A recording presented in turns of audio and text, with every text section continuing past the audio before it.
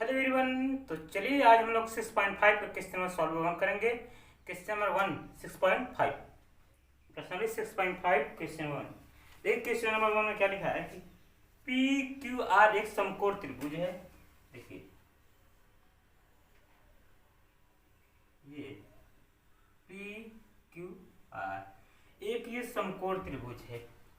समकोण त्रिभुज वे होते हैं जिनमें दो भुजाओं के वर्गों का योग तीसरी भुजाओं के वर्गों के योग के क्या होता है, बराबर होता है। इसमें कर दो ये 5 है, ये 3 है, ये 4 है। तो 4 चौक के 16 और 3 त्रिक के 9, 16 9 25, 16 9 25। तो कहूँगा ये समकोण त्रिभुज है। ठीक है, समकोण त्रिभुज का मतलब ये होता है कि दो भुजाओं का वर्ग तीसरी भुजा के वर्ग के बराबर। क्वेश्चन नंबर 1 देखिए, सॉरी क्वेश्चन में दूसरा बोल रहा था। क्वेश्चन नंबर 1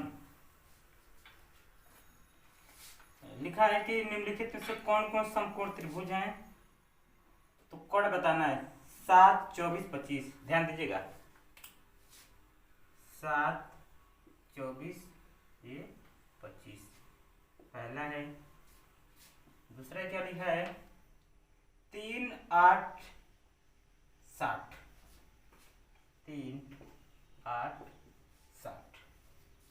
इनको मुझे बताना है कि समकोण त्रिभुज है।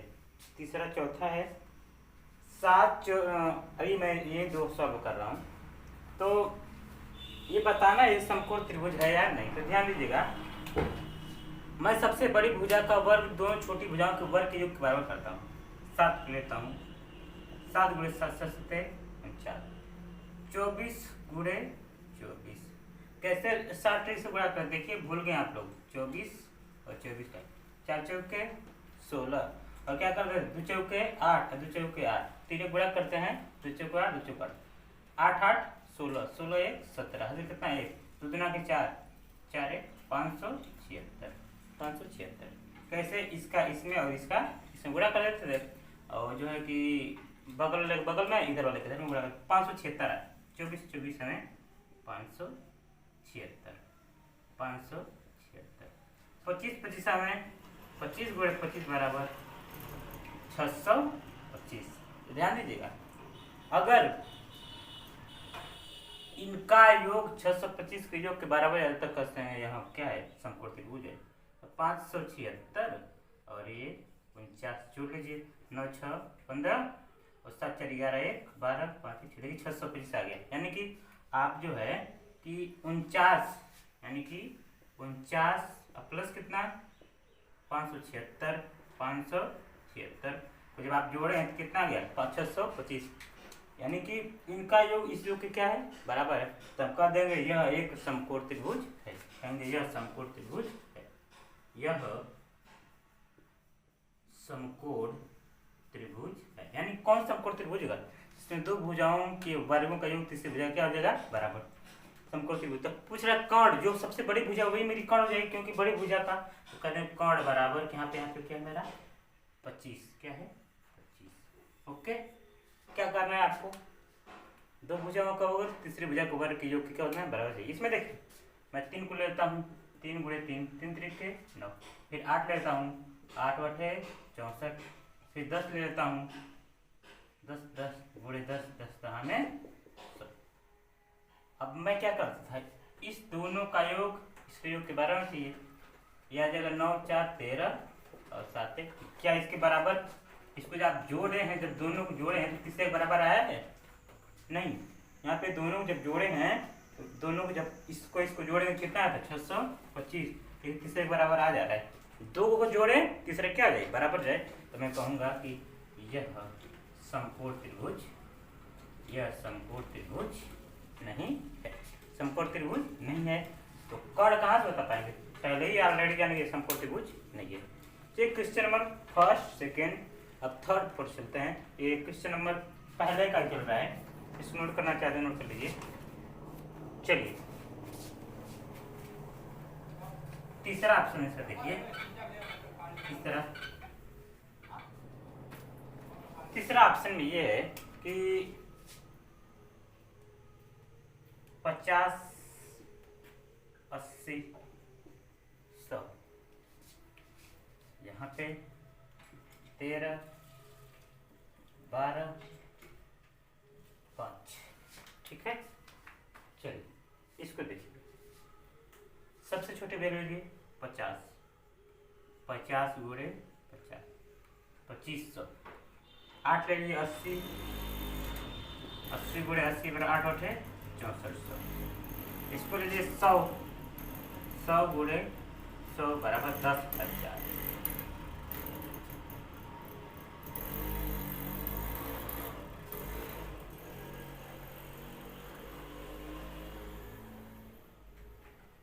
देखिए इस दोनों को जोड़िए, 00 00 5 4 9 और 6 2 8 9। क्या इसके बराबर है?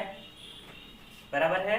नहीं बराबर है तो कह देंगे यह समकोण त्रिभुज नहीं है, यह समकोण त्रिभुज नहीं।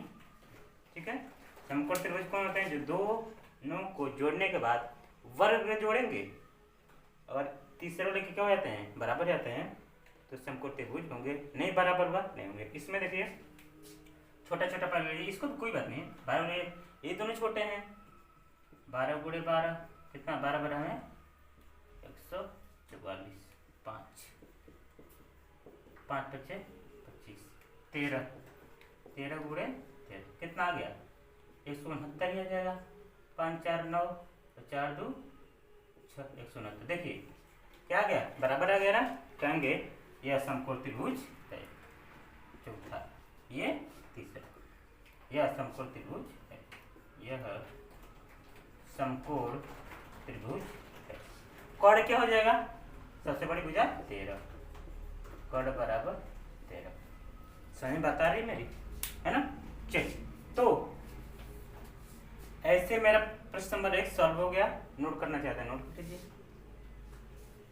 तो देखिए प्रश्न नंबर 1 में क्या कहना चाहता है? वो कहना यही चाहता है कि अगर 3 भुजाएं दिया है, इसमें 2 भुजाएं कोई छोटी छोटी भुजा लीजिए, उसका जब आप वर्ग करेंगे वो तीसरी के वर्ग क्या आना चाहिए? बराबर आना चाहिए। बड़ी भुजा क्या है? 13, इसको 69 आ रहा है, छोटी छोटी भुजा क्या है? 169 आ रहा है। दोनों क्या है? बराबर। कहेंगे ये क्या है? समकोण त्रिभुज है। चलिए आगे।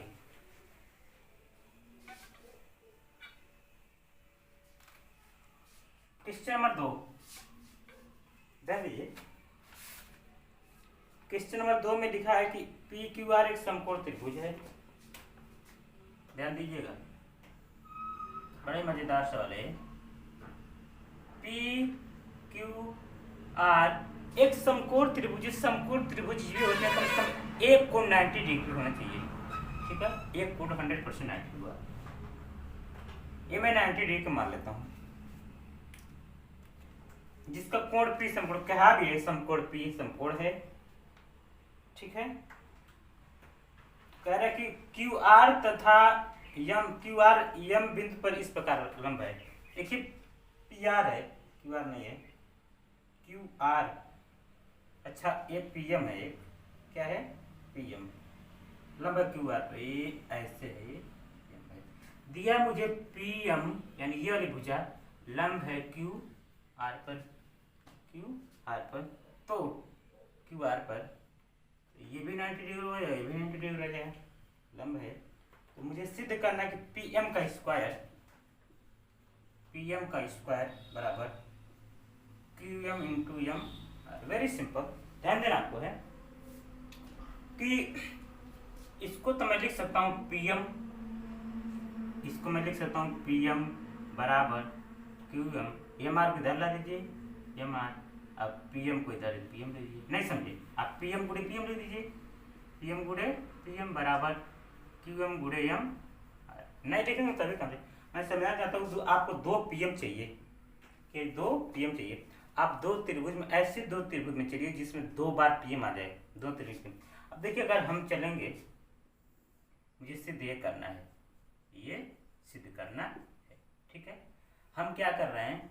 त्रिभुज पी एम आर में, त्रिभुज पी एम आर में एंड त्रिभुज क्यू एम पी में, क्यू एम पी में चलेंगे। देखिए दोनों पी एम आ रहा है। जब इसमें जब चल रहे हैं तो पी एम मिल जा रहा है, जब इसमें भी चल रहे हैं तो पी एम मुझे 2 बार ही चाहिए। इसको हम कह देंगे त्रिभुज P M R Q M P क्या है? समरूप है क्योंकि ये परपेंडिकुलर है। अगर नहीं मानते हैं तो मैं प्रूफ करके इधर दिखा दे रहा हूँ कि कैसे समरूप है ये और ये, ध्यान दीजिएगा। चलिए, ये है P, ये है M, ये है R, Q, R। ध्यान दीजिए, मैं दोनों को समरूप करने जा रहा हूँ। आपको पता है कि ये 90 डिग्री है, ये भी 90 है, ये भी 90। ये अगर ये 90 है, मैं कहने जा रहा हूँ 1 2, इसको मान लीजिए 3, इसको मान लीजिए 4, ठीक है। बाकी मुझे सब पते हैं, ये मुझे पता नहीं कि 2 कितना बराबर है। एक कितना कह दूंगा कि 1 2 के बराबर ही मैं सिद्ध कर दूंगा। 3 4 के बराबर मुझे पता नहीं, क्योंकि पता थोड़ी कि ये उस पर परपेंडिकुलर है, आधे आधे भाग में विभाजित करें, बट नहीं जानते हैं, कोई बात नहीं है। हम कहने जा रहे हैं कि एक बात बताइए कि 3 और 2 मिलकर 90 डिग्री होगा, अवश्य होगा। क्योंकि अगर इस त्रिभुज में चलते हैं आप पी क्यू एम में, अगर आप इस त्रिभुज में चलते हैं इस वाले में, तो अगर ये 90 डिग्री का है तो इस दोनों का मान 90 डिग्री आएगा। उसे जब ऊपर वाले में चलेंगे इसमें तो इसमें आप इसको जोड़ के 90 डिग्री होगा, और ये 90 डिग्री है। तो मैं कहने जा रहा हूँ ये कि त्रिभुज PQM और त्रिभुज PMR में चलिए ध्यान दीजिएगा। मैं एक बात यहाँ पे लिखने जा रहा हूँ कि 1 धन 2 इसको और इसको को मैं एक बार लिखूंगा कोण 1 धन कोण 2, एक बार और लिखूंगा कोण 1 धन कोण 2। एक बार बताइए, हम कहने जा रहे हैं कि 2 और 3 मिलकर 90 डिग्री होगा कि नहीं होगा। मैं कहूँगा कोण 2 धन कोण 3 बराबर 90 डिग्री होगा, और इसमें भी 1 धन 4 कोण 1 धन कोण 4 बराबर 90 डिग्री होगा। बताइए मानते हैं नहीं मानते? क्योंकि इस छोटे वाले त्रिभुज में चलेंगे 2 3 90 डिग्री बराबर होगा, 2 3 90 डिग्री बराबर, क्योंकि ये 90 डिग्री है। ऊपर वाले चलेंगे तो ये 90 डिग्री का होगा, ये 90 डिग्री का है, हो जाएगा। क्यों हो जाएगा? क्योंकि 90 डिग्री का ऊपर वाले चलेंगे तो ये 90 डिग्री का है, 1 धन 4 मिलकर जो है 90 डिग्री बनाएंगे। अब ध्यान से देखिएगा, हम जा रहे हैं किस तरह से, कोण 1 धन कोण 2, 1 धन कोण 2। बताइएगा, हम लिखने जा रहे हैं कोण 2 धन कोण 3। बताइए 1 और 2, 1 और 2 ये कितने के हैं? 90 के हैं। कितने के हैं? 90। कैसे पता मैं क्या?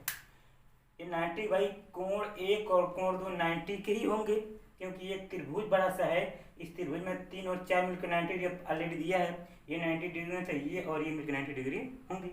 तो मैं कह रहा हूँ कि 1 धन 2 मिलकर 90 डिग्री है। और मैं एक दूसरी बात ये कह रहा हूँ कि 3 और 2 मिलकर भी 90 डिग्री होंगे। 3 और 2 मैं पहले लिखा हूँ कि 2 और 3 मिलकर 90 डिग्री होगा, और यहाँ 1 धन 4 मिलकर 90 डिग्री होगा। तो क्या हम जो है कि 2 धन 3 नहीं लिख सकते हैं? लिख सकते हैं। 2 से 2 कट गया, और क्या गया? कोण 1 बराबर कोण 3, कोण 1 बराबर कोण 3। ध्यान दीजिएगा, मैं क्या सिद्ध किया हूँ, ये वाला कोणा जी इस कोणा का क्या हो गया? बराबर हो गया। ठीक है। और मैं लिखने जा रहा हूँ कोण 1 धन कोण 2। बताइए कितना है? 90 डिग्री है। 90 डिग्री है। 1 धन 2 90 डिग्री है ना, 1 धन 2 90 डिग्री, 90 डिग्री तभी तो 90 डिग्री है। 1 धन 2 का 90 डिग्री, अभी हम 2 और 3 को बराबर किया। अब किसको बराबर है? 1 और 4 के बराबर रहेगा कोण 1 धन कोण 4। कैसे भाई? 1 और 4 मिलकर 90 डिग्री है, क्योंकि इस छोटी त्रिभुज में चलेंगे तो ये कोण 90 डिग्री का है, और ये 90 डिग्री हो जाएंगे। अब यहाँ से क्या कट गया? सॉरी, इसमें चलेंगे कोण, इसमें चलेंगे 2 3, इसमें कोण 1 और कोण 4 में, सॉरी फिर लिखा हूँ कोण 1 धन कोण 4। कोण 1 से क्या है? कोण 2 बराबर कोण 4, कोण 2 बराबर कोण 4, कोण 2 बराबर कोण, ये बराबर हो गया।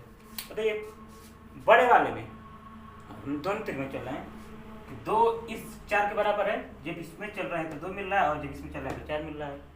जब इसमें चल रहे हैं तो 90 डिग्री मिल रहा है, इसमें चल रहे हैं तो 90 डिग्री मिल रहा है। इसमें चल रहा है तो 1 मिल रहा है, इसमें चल रहा है तो 3 मिल रहा है। तीनों कोण बराबर आपको दिख रहा है।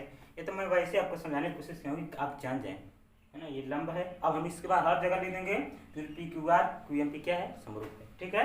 चलिए, तो बताइए ये समरूपता से त्रिभुज समरूप हो गया। चलिए आगे मैं बताता हूँ। क्यों कहेंगे चूंकि पी एम लंब है क्यू आर के युगत, अतः त्रिभुज पी एम आर समरूप है क्यू एम पी के। ठीक है, तो क्या आप लिख सकते हैं पी, जब समरूप होते हैं तो भुजों अनुपात कैसे लिखा जाता है? पी एम बटे क्यू एम, पी एम बटे क्यू एम। और किसके बराबर हो? अब इसके यम आर बटे एम पी, यम आर बटे एम पी। मन के आप तीसरा लिख दे पी आर बटे क्यू पी, पी आर बटे क्यू पी। ठीक है, हमको जो है इससे मतलब नहीं, इतने से हो जाए क्रॉस सेक्शन तिरक गुणा कर दीजिए इसका इसमें पी एम दोनों पी एम लिखा है, पी एम लिखा है एम पी लिखा है, बात वही है। अब ये इधर आगे भरेगा पी एम का स्क्वायर, पी एम का स्क्वायर बराबर क्यू एम है, उधर चला जाएगा Q M into M R, क्या हो गया हैंस एम। Very simple. आपको ध्यान ये देख के चलिएगा कि हम किस किस त्रिभुज में चलेंगे। आप इसको आर एम पी भी लिख सकते हैं। आपको ध्यान देना है कि हमको पी एम बटा उसमें से कोई उठा लीजिएगा, एम आर को चाहिए क्यू एम को, क्यू एम को उठा लेंगे क्यू एम, यानी कि हमको पहले पी एम चाहिए फिर क्यू एम चाहिए, तो ये क्यू एम है। ठीक है ना, ये ध्यान देना पड़ेगा। तो इस हिसाब से आपका ये त्रिभुज क्या हो गया? समरूप हो गया। दोनों ये छोटे छोटे समरूप कर दिए हैं। अरे भाई वैसे भी समरूप है, ये 90 डिग्री, ये 90 डिग्री, इसमें 90 डिग्री लिखा है ना। समरूप करके आप बस समरूप करने भुजाओं अनुपात लेते हैं, आपका आंसर है। ठीक है, चलिए नेक्स्ट क्वेश्चन।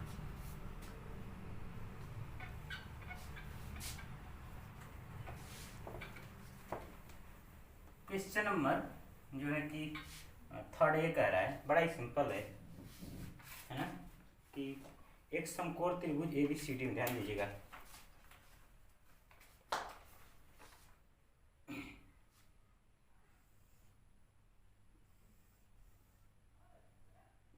ए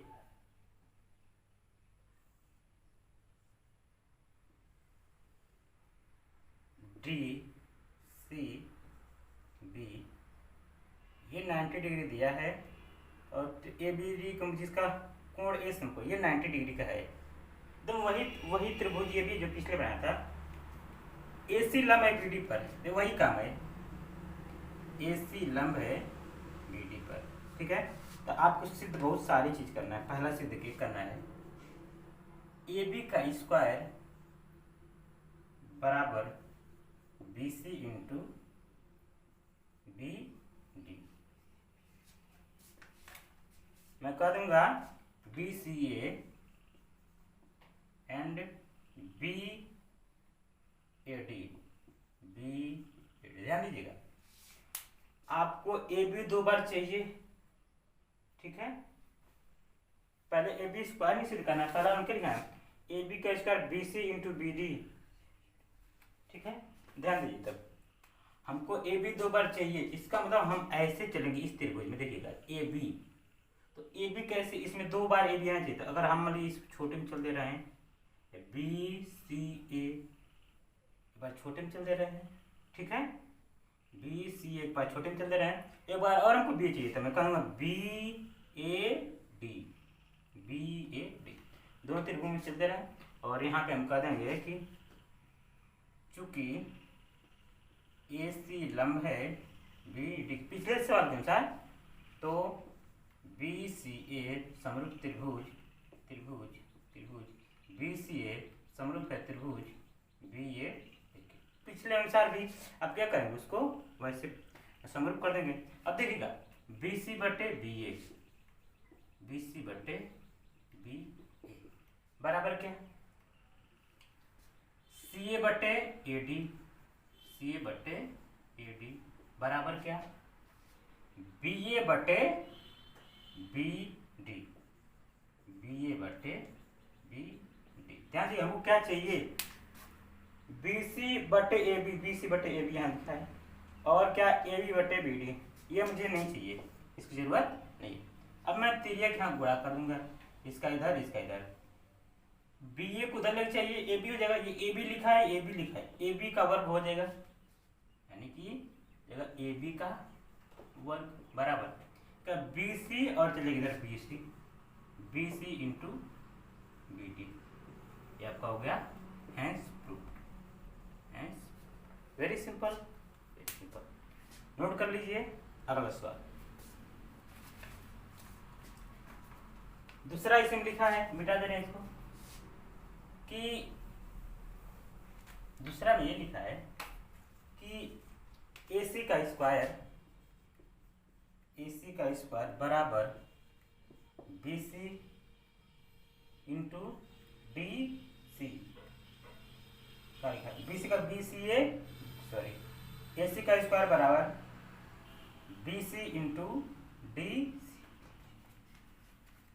मैं कहूँगा त्रिभुज BCA, ध्यान दीजिएगा BCA, और किसमें ACD में, ACD में। कैसे? हमको AC 2 बार चाहिए, AC 2 बार। अगर आपको AC 2 बार चाहिए, मैं कहूँगा चल लीजिए BCA त्रिभुज BCA। बताइए C कैसे, AC के एक बार आ गया, एक बार और चलेंगे ACD, वाइट में चल देंगे ACD। क्या करेंगे, कहेंगे AC लंब है किस पर, BD पर। AC लंब है BD, कहेंगे त्रिभुज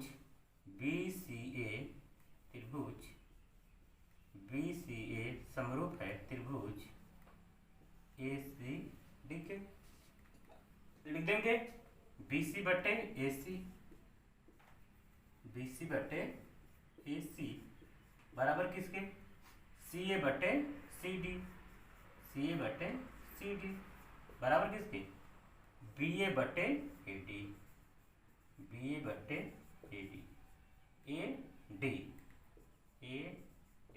हमको AC का स्क्वायर चाहिए। देखिए ये मैं इसकी जरूरत मुझे नहीं पड़ेगी, तो जरा AC का स्क्वायर बड़ा करिए BC into C D hence proved, है ना। वेरी सिंपल है। दो त्रिभुज चलेंगे, क्या करेंगे, समरूप। अब हर जगह मैं समरूप करके नहीं चूंगा, मैं पहली बार आपको बता दिया हूँ कैसे समरूप करना, उसी तरह आप समरूप कर दीजिए, ठीक है। फिर क्वेश्चन नंबर तीसरा में ही क्वेश्चन नंबर थर्ड, इसका थर्ड पार्ट नोट कर लीजिए, इसका थर्ड पार्ट, ये सेकेंड पार्ट है, थर्ड पार्ट देखिए। थर्ड पार्ट क्या लिखा है, एडी, तो मुझे 2 बार एडी चाहिए। एडी का स्क्वायर बराबर BD इंटू CD। मैं कहूंगा ADC त्रिभुज ADC और BDA एंड त्रिभुज BD। कैसे, देखिए आपको AD 2 बार चाहिए, तो आप AD से चलिए ना, ADC एक बार आ गया। फिर हम चलेंगे BDA में, BDA बड़े वाले में BDA। अगर दोनों त्रिभुज क्या करेंगे, कहेंगे इसमें क्या लंब दिया जी, इसमें कुछ लंब दिया होगा,